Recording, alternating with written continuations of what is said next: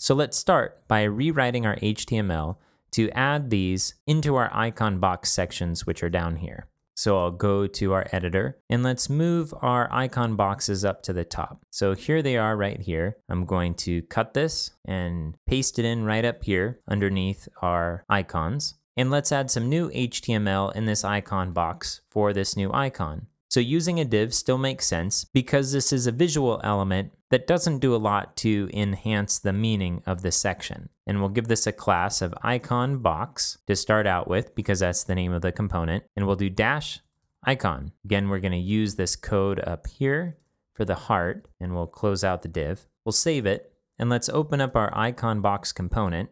I'm going to go back to our base directory for our project and I'll expand the SAS folder and open up the icon box here.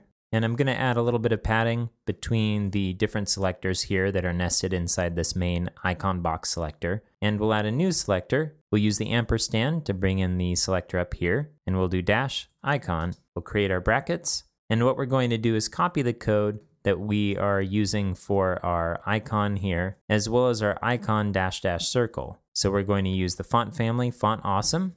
I'll paste that in here. And then I'll copy the code in the circle section and paste it in here. I'll save this and I'll refresh this page and scroll up to the top.